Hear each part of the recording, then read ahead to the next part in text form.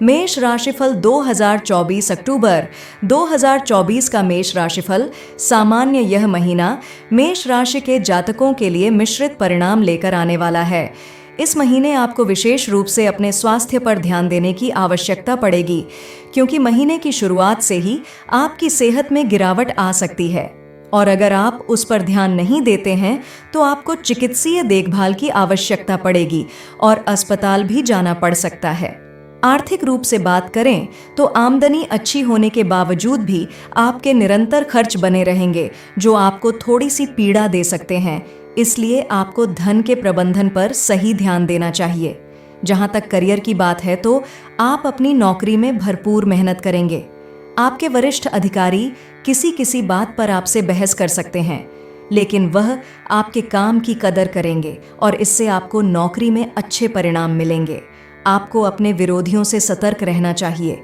व्यापार करने वाले जातकों के लिए यह महीना बढ़िया दिखाई देता है।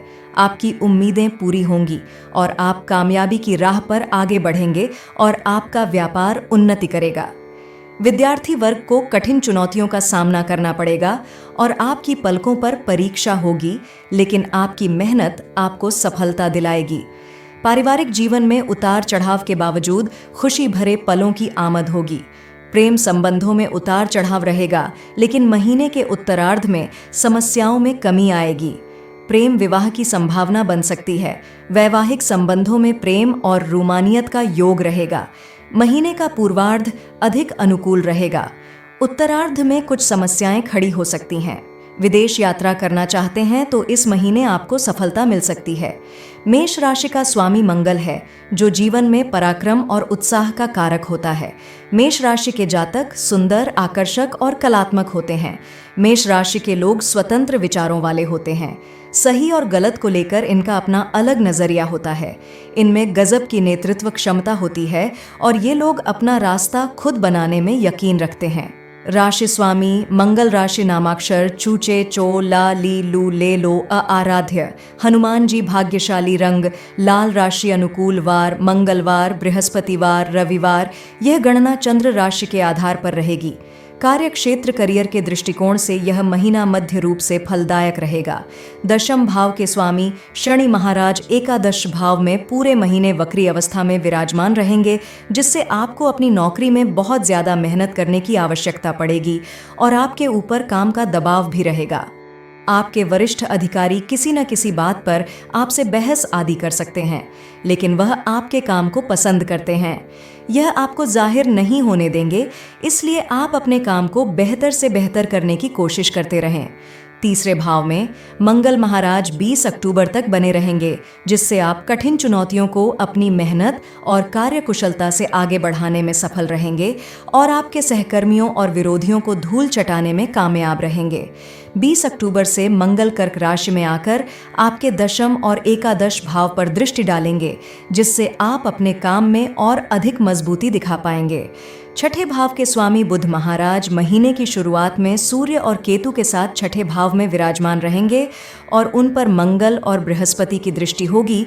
इसकी वजह से आपके विरोधी आपको परेशान करने की कोशिश करेंगे, लेकिन महीने के उत्तरार्ध में बुध और सूर्य आपके सप्तम भाव में आ जाएंगे और 20 अक्टूबर से मंगल भी चतुर्थ भाव में आ जाएंगे। तब इन समस्याओं में कमी आएगी। आप अपने विरोधियों को पहचानते हुए एक अच्छे विजेता के रूप में अपनी पहचान बनाएंगे और कार्य क्षेत्र में अपनी स्थिति को और प्रबल बना लेंगे। महीने का अंतिम सप्ताह आपके लिए बहुत अच्छा रहेगा। इस दौरान आपके पद में वृद्धि का समाचार आपको मिल सकता है। व्यापार करने वाले जातकों के लिए महीने की शुरुआत बेहद अच्छी रहेगी। सप्तम भाव के स्वामी शुक्र महाराज सप्तम भाव में ही विराजमान रहकर आपकी उम्मीदों को पंख लगाएंगे। आप जो कुछ भी कोशिश करेंगे उसमें सफलता प्राप्त करेंगे। हालांकि छठे भाव में ग्रहों का जमावड़ा और उन पर मंगल और बृहस्पति की दृष्टि के कारण व्यावसायिक खर्च और पूंजी निवेश बढ़ सकता है, लेकिन इससे आपको विदेशी व्यापार का लाभ भी मिल सकता है। 13 अक्टूबर से शुक्र सप्तम भाव से निकलकर अष्टम भाव में जाएंगे। तब आपको थोड़ी सावधानी बरतनी होगी और चोरी छुपे कोई भी ऐसा कार्य करने से बचना होगा जो कानूनी रूप से गलत हो, क्योंकि इसका असर आपके व्यापार पर पड़ सकता है। हालांकि मंगल के चौथे भाव में 20 अक्टूबर को आ जाने से आपके व्यावसायिक साझेदार से कुछ कहासुनी हो सकती है, इसलिए थोड़ी सावधानी रखें। फिर भी आपको सरकारी क्षेत्र से भी लाभ महीने के उत्तरार्ध में मिल सकता है और व्यापार में कुछ नए संपर्क स्थापित होने का फायदा होगा। प्रेम व वैवाहिक, यदि आपके प्रेम संबंधों की बात की जाए तो पंचम भाव के स्वामी सूर्य महाराज बुध और केतु के साथ महीने की शुरुआत में छठे भाव में रहेंगे और उनके ऊपर मंगल और बृहस्पति की पूर्ण दृष्टि रहेगी। इसके अतिरिक्त वक्री शनि पूरे महीने आपके पंचम भाव को देखेंगे, जिससे प्रेम संबंधों के लिए यह समय चुनौतीपूर्ण हो सकता है। आपको कुछ भी कड़वा बोलने से बचना चाहिए और कोई भी ऐसी बात अपने प्रियतम से ना करें जो उनको बुरी लगे। इस दौरान उन्हें निजी जीवन में कुछ समस्याओं का सामना करना पड़ सकता है। ऐसे में एक अच्छे साथी की तरह उनके साथ दें और हर दुख सुख में उनके साथ खड़े नजर आएं, जिससे उन्हें भी आपके प्यार पर भरोसा हो। महीने के उत्तरार्ध में जब सूर्य 16 से 17 अक्टूबर को तुला राशि में आपके सप्तम भाव में प्रवेश करेंगे, तब समय अनुकूल रहेगा। अगर आप अपने रिश्ते को संभाल पाते हैं तो आपका आपके प्रियतम से अच्छे संबंधों का आपको लाभ होगा और आपके प्रेम विवाह की बात पक्की हो सकती है। इससे घर में खुशी आएगी। यदि विवाहित जातकों की बात करें तो महीने की शुरुआत में सप्तम भाव के स्वामी शुक्र महाराज सप्तम भाव में ही विराजमान रहेंगे और द्वादश भाव में राहु तथा दूसरे भाव में देवगुरु बृहस्पति की उपस्थिति रहेगी। इससे आपके वैवाहिक जीवन में मधुरता रहेगी। आपस में प्रेम और रूमानियत के योग भी बने रहेंगे, जो आपके रिश्ते को बहुत ही हल्का और अच्छा बनाकर रखेंगे। आपस में प्रेम बढ़ेगा, परिवार के प्रति जिम्मेदारियां का निर्वहन भी भली प्रकार करेंगे और एक दूसरे को बराबर सम्मान देंगे। हालांकि इस दौरान आप विवाहेतर संबंधों के प्रति आकर्षित हो सकते हैं। इसके बाद 10 अक्टूबर से बुध आपके सप्तम भाव में प्रवेश करेंगे और 13 अक्टूबर से शुक्र सप्तम भाव से निकलकर अष्टम भाव में आ जाएंगे। इस दौरान रिश्ते में प्रेम तो रहेगा, लेकिन कुछ कहासुनी होने की स्थिति बन सकती है। फिर 17 अक्टूबर को सूर्य महाराज भी आपके सप्तम भाव में आ जाएंगे। इससे रिश्ते में तनाव बढ़ेगा। जीवन साथी की अहम भरी बातें आपके दिल को तोड़ सकती हैं। 20 अक्टूबर से मंगल कर्क राशि में चतुर्थ भाव में आकर अपनी चतुर्थ दृष्टि से आपके सप्तम भाव को देखेंगे और बुध 29 अक्टूबर को आपके अष्टम भाव में चले जाएंगे। इस प्रकार सूर्य और मंगल जैसे गर्म प्रकृति के ग्रहों का प्रभाव सप्तम भाव को दूषित बनाएगा और इससे आप दोनों के बीच लड़ाई झगड़े की स्थिति बनेगी।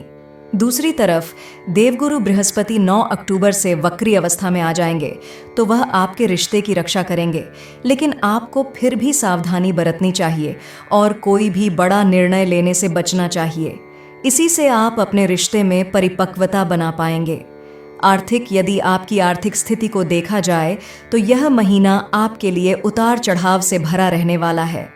पूरे महीने शनि महाराज वक्री अवस्था में एकादश भाव में रहेंगे, जो आपकी आर्थिक स्थिति के लिए बेहद अनुकूल रहेगा और आपकी आमदनी में नित्य नई प्रगति होती रहेगी और इजाफा होता रहेगा, जिससे आपकी आर्थिक स्थिति दिन प्रतिदिन बढ़िया रहेगी। आपकी दैनिक आमदनी भी अच्छी रहेगी, इसलिए धन की कमी आपके पास नहीं होगी। लेकिन द्वादश भाव में राहु की उपस्थिति और छठे भाव में सूर्य, बुध, केतु की उपस्थिति होने से आपके अप्रत्याशित खर्च होंगे। खर्च व्यर्थ की चीजों पर ज्यादा होंगे, जिससे धन का अपव्यय होगा और इसलिए आपको परेशान होना पड़ सकता है। इसके अतिरिक्त किसी की बीमारी को ठीक करने के लिए भी आपको धन खर्च करना पड़ सकता है, लेकिन आपके लिए 9 अक्टूबर से वक्री बृहस्पति की स्थिति भी अनुकूलता लेकर आएगी और आपके धन में वृद्धि करवाएगी। इस प्रकार देखें तो यह महीना हद से ज्यादा खर्चों के लिए जाना जाएगा, लेकिन आपकी आमदनी में भी निरंतरता बनी रहेगी। इसीलिए आपको बहुत ही सही तरीके से अपने धन के प्रबंधन पर ध्यान देना चाहिए, ताकि किसी भी तरह की कोई बड़ी समस्या आपको परेशान ना कर पाए। अगर आप कोई संपत्ति खरीदना चाहते हैं तो उसके लिए महीने का पूर्वार्ध अनुकूल रहेगा। उत्तरार्ध में किसी भी संपत्ति में हाथ ना डालें, चाहे वह चल संपत्ति हो अथवा अचल, क्योंकि उससे नुकसान होने की संभावना बन सकती है। इस महीने आपके व्यापार में भी धन का निवेश करना पड़ सकता है। स्वास्थ्य, यह महीना स्वास्थ्य के दृष्टिकोण से थोड़ा कमजोर रहने की संभावना दिखाई दे रही है। आपके राष्ट्र स्वामी मंगल महाराज तीसरे भाव में विराजमान रहेंगे, जिससे आपको हर चुनौती के प्रति मजबूती प्रदान करेंगे और आप अपनी हर समस्या से लड़ पाएंगे। लेकिन 20 अक्टूबर से मंगल चतुर्थ भाव में आकर अपनी नीच राशि कर्क में विराजमान रहेंगे, जिससे आपको रक्त संबंधित समस्याएं और छाती में जगधन और छाती में जलन आदि से संबंधित समस्याओं का सामना करना पड़ सकता है। इसके अतिरिक्त पूरे महीने राहु आपके द्वादश भाव में विराजमान रहेंगे और वक्री शनिदेव की दृष्टि भी आपकी राशि पर रहेगी और महीने के पूर्वार्ध में सूर्य और बुध भी केतु के साथ छठे भाव में विराजमान रहकर स्वास्थ्य समस्याओं को पीड़ित करेंगे। इसलिए आपको बहुत ज्यादा सावधानी बरतनी होगी। खास तौर से पेट और बड़ी आंत से संबंधित समस्याओं के प्रति सावधानी बरतें और जल जनित बीमारियों के प्रति भी सतर्कता रखें। इसके बाद बुध 10 अक्टूबर से और सूर्य 17 अक्टूबर से आपके सप्तम भाव में प्रवेश करेंगे, तो शुक्र 13 अक्टूबर से और बुध 29 अक्टूबर से आपके अष्टम भाव में आ जाएंगे। इस प्रकार सप्तम और अष्टम भाव तथा छठा भाव पीड़ित अवस्था में होने के कारण आपके लिए यह समय स्वास्थ्य के दृष्टिकोण से कुछ कमजोर रहेगा। आपकी रोग प्रतिरोधक क्षमता भी कमजोर हो सकती है, इसीलिए इस दौरान बहुत सावधानी रखें। खुद के प्रति लापरवाही न बरतें और कोई भी समस्या हो तो तुरंत चिकित्सक से संपर्क करें, तभी आप समस्याओं से बच पाएंगे और अपने स्वास्थ्य को बेहतर बना पाएंगे। पारिवारिक यह महीना पारिवारिक तौर पर ठीक ठाक रहने की संभावना है। महीने के पूर्वार्ध में दूसरे भाव के स्वामी शुक्र महाराज सप्तम भाव में विराजमान रहेंगे और नवम भाव और द्वादश भाव के स्वामी देवगुरु बृहस्पति आपके दूसरे भाव में विराजमान रहेंगे, जिससे परिवार में महिलाओं और बुजुर्गों का दबदबा रहेगा। उनके अनुसार निर्णय परिवर्तित होंगे, लेकिन घर का माहौल अच्छा रहेगा। घर में किसी का जन्म हो सकता है अथवा किसी का विवाह आदि शुभ कार्य की शहनाइयां बज सकती हैं, जिससे घर में बहुत अच्छा माहौल रहेगा। पूजा पाठ और शुभ कार्य होंगे। लोगों का आवागमन होता रहेगा, जिससे घर में रौनक लगी रहेगी। 20 अक्टूबर से मंगल महाराज आपके चौथे भाव में अपनी नीच राशि कर्क में प्रवेश करेंगे। यह समय पारिवारिक जीवन में थोड़े तनाव बढ़ा सकता है। इस दौरान पारिवारिक जीवन में तनाव बढ़ सकता है और आपकी माता जी को स्वास्थ्य कष्ट परेशान कर सकते हैं, इसलिए उनके स्वास्थ्य समस्याओं के प्रति सावधान रहें।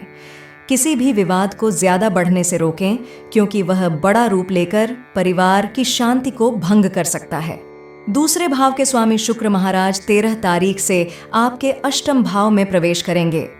इस दौरान परिवार को किसी संपत्ति में हाथ डालने से बचना चाहिए, नहीं तो उसमें नुकसान हो सकता है।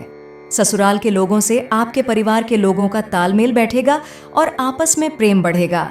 उपाय आपको मंगलवार के दिन गुड़ के लड्डू वानरों को खिलाने चाहिए। शनिवार के दिन कच्चा कोयला बहते जल में प्रवाहित करें। प्रतिदिन उगते हुए सूर्य को देखें और उन्हें अर्घ्य दें। बृहस्पतिवार के दिन ब्राह्मण अथवा विद्यार्थियों को भोजन कराएं।